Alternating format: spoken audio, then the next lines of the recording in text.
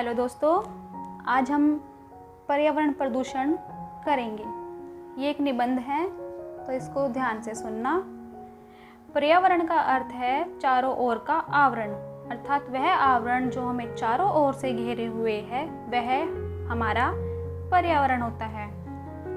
हमारे चारों ओर उपस्थित जो भी प्राकृतिक तत्व दिखाई देते हैं वे सभी मिलकर हमारे पर्यावरण का निर्माण करते हैं, जैसे भूमि, जल, वायु, जंगल और उनमें रहने वाले जीव जंतु सभी पर्यावरण के अंग हैं। इनके परस्पर संतुलित अवस्था में रहने पर ही पर्यावरण संतुलित रह सकता है। पर्यावरण का यही संतुलन मानव और अन्य प्राणियों के लिए अनुकूल दशाएं प्रदान करता है, उनके अस्तित्व को बनाए रखता है। परंतु मानव ने अपने स्वार्थों के लिए पर्यावरण से अत्यधिक छेड़छाड़ की है। उसने जंगल के जंगल साफ कर डाले, अविवेकपूर्ण ढंग से उद्योग धंधों की स्थापना की तथा परिवहन के लिए वाहनों का अंधाधुंध प्रयोग कर रहा है। इन कारणों से हमारे पर्यावरण में जहां एक ओर वृक्षों के कटने से कार्बन डाइऑक्साइड की मात्रा में बढ़ोतरी हुई है, वहीं चारों ओर का वातावरण धुएं, शोरगुल, जहरीली गैसों और प्रदूषित जल से परिपूर्ण हो गया है। यही पर्यावरण का प्रदूषण है। वायु जीवन की प्रथम आवश्यकता है, इसीलिए वायु को प्राण भी कहा जाता है। वृक्ष वायुमंडल में उपस्थित कार्बन डाइऑक्साइड को अवशोषित कर हमें ऑक्सीजन प्रदान करते हैं। इससे वायुमंडल शुद्ध बना रहता है। परंतु आज वृक्षों की अत्यधिक कटाई से वातावरण में ऑक्सीजन और कार्बन डाइऑक्साइड का संतुलन बिगड़ गया है। दूसरी ओर धुएं से वायु अत्यधिक प्रदूषित हो गई है। बड़े शहरों और महानगरों में तो शुद्ध वायु की कल्पना भी नहीं की जा सकती। वायु में हानिकारक गैसों और धुओं के साथ साथ अत्यधिक घातक रासायनिक कण भी मौजूद होते हैं। इनकी वजह से लोगों की आंखों में, गले में, श्वास संबंधी और त्वचा में इत्यादि रोग बढ़ जाते हैं। जल को मानव जीवन के लिए अमृत कहा गया है। जल के बिना प्राणी जीवित नहीं रह सकते। आज स्वच्छ जल की अत्यधिक कमी हो गई है। मानव ने अपने जल स्रोतों को भी प्रदूषित कर डाला है। नगरों की गंदगी, कारखानों से निकले व्यर्थ जहरीले रसायन नदियों तालाबों में छोड़ दिए जाते हैं।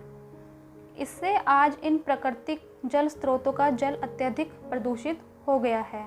नहाने, कपड़े धोने तथा कूड़ा कचरा फेंकने से भी जल स्रोतों का जल प्रदूषित हो जाता है। इस प्रदूषित जल के सेवन से हैजा, टाइफाइड, पेचिश, पीलिया इत्यादि रोग फैलते हैं।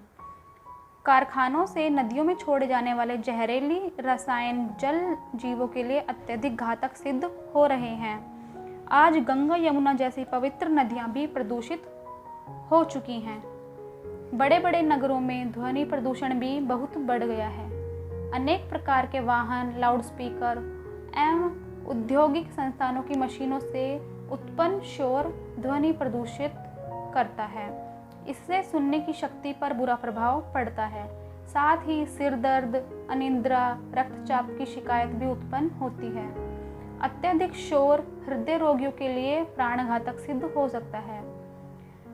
परमाणु शक्ति के उत्पादन एवं नाभिकीय विखंडन ने वायु, जल और ध्वनि तीनों प्रदूषणों को काफी बढ़ा दिया है।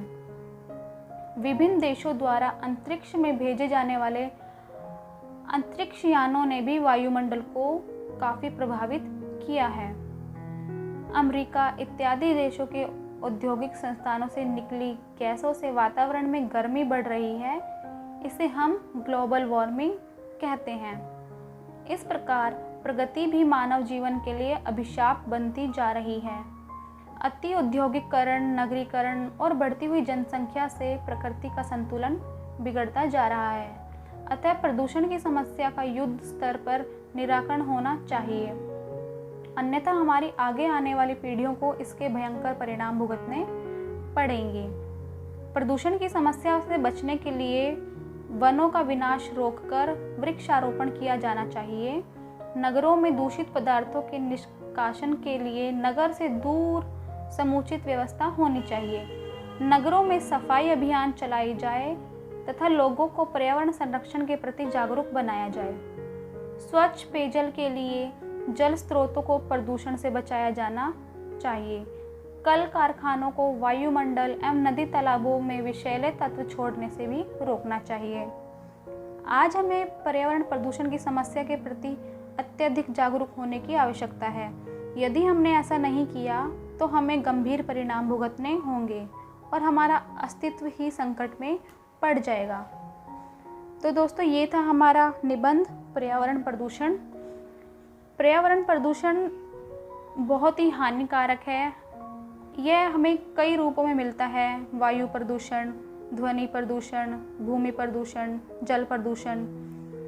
तो हमें इन सब की रोकथाम बहुत ही जल्दी और बहुत ही ज़रूरी करनी चाहिए। अगर समय से पहले हमने इनकी रोकथाम नहीं की तो हमारी आने वाली पीढ़ी इनका भयंकर परिणाम भुगतेंगी। और हम अब अंधाधुंध कटाई कर रहे हैं पेड़ों की अपने फ़ायदे के लिए, ये गलत बात है। मान लो हमने किसी वजह से एक पेड़ गलती से काट दिया किसी वजह से, तो हमें दूसरी जगह जाके एक पेड़ की जगह 2 पेड़ लगाने चाहिए। तभी हमारी जो प्रकृति है वो शुद्ध रहेगी। अगर हमने मान लो किसी वजह से एक कट गया तो 2 लगा दो, तभी हमारा जो पर्यावरण है वो सही रहेगा। हमें पेड़ों की कटाई नहीं करनी चाहिए, हमें जल को गंदा नहीं करना चाहिए, हमें अपने आसपास सफाई रखनी चाहिए।